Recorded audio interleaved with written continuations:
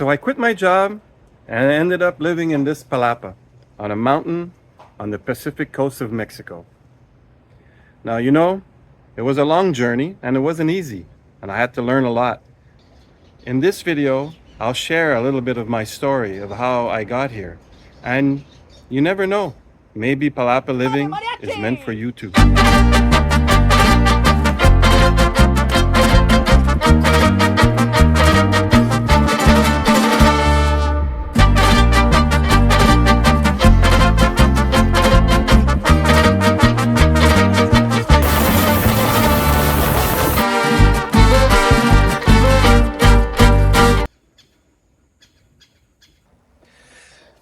So about 8 years ago, I was just about to turn 50. I'm 58 now.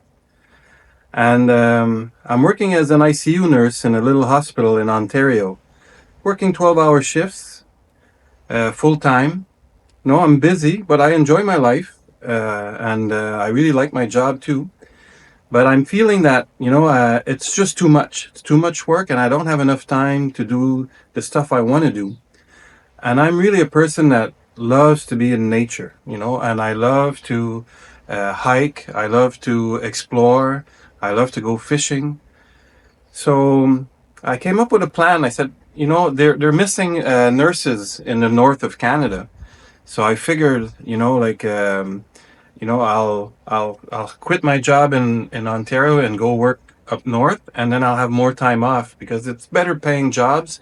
There's contract work, and then you have more time off. So I'll be able to find that balance.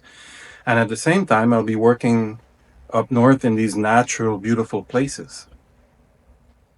So I never expected to be ended up here in the Palapa. So this is why I'm telling you guys this story. Sometimes if you feel there's something wrong in your life and you do something about it, it might not always go as you plan.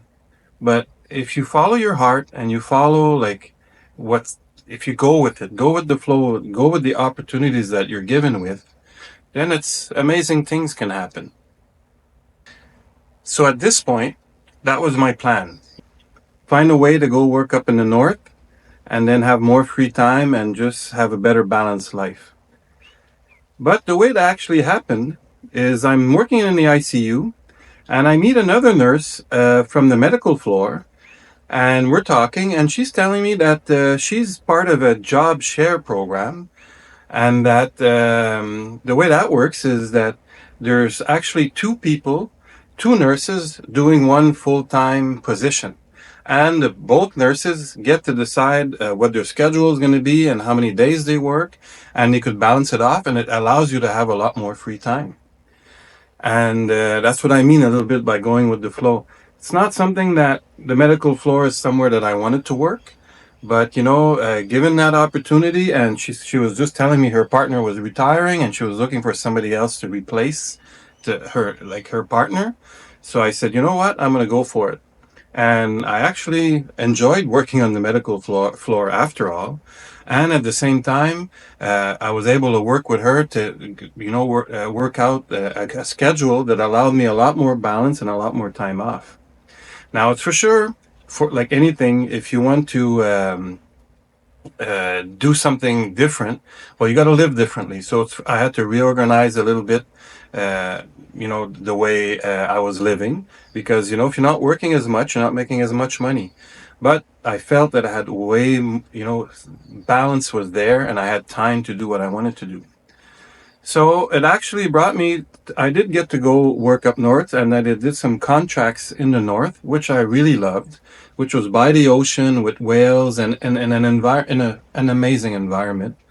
And then I ended up coming on vacation here on a fishing trip, and I met people here who had that same idea of finding balance and finding a better way of living. And slowly, every year, at first we only came for 3 weeks, and then we came for a month, and then we came for 3 months. Now, it wasn't long when we kind of realized that if we want to come here like regularly and for more than 3 months a year, that at this point we were like staying in Airbnbs. And these were homes, closed homes with doors, and they were quite expensive. Like, we really enjoyed it, and we got to know the community, and we got to know like the logistics of coming here. But we were still staying in an Airbnb, in a home. Now, because I was working less, we couldn't financially like stay here for 5 months at these prices. So we started looking at alternatives. What could we do? Like, how could we make this happen? And we decided to try to stay in a palapa. For sure, at first, palapas was like off limits because we were like very much afraid of the scorpions, and the fact that they didn't have any walls was like, for us, it was something that we didn't want to even try. But after that, we had come a few seasons and stayed in the Airbnb, and we met people living here, people that are actually living in palapas, people that are raising their families in palapas.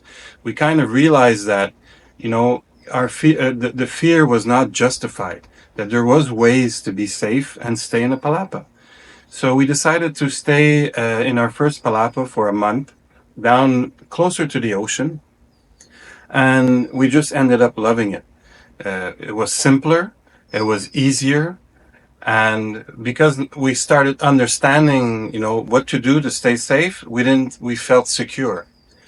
So from then on, we started renting only palapas, and now that allows us to stay here up to 5 to 6 months a year, and I'm still able to afford it, and I'm still able to maintain my balance, my work balance back home.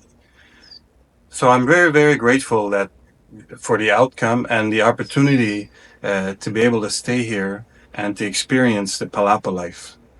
So again, 8 years ago, I was, working full time. I felt my life was out of balance.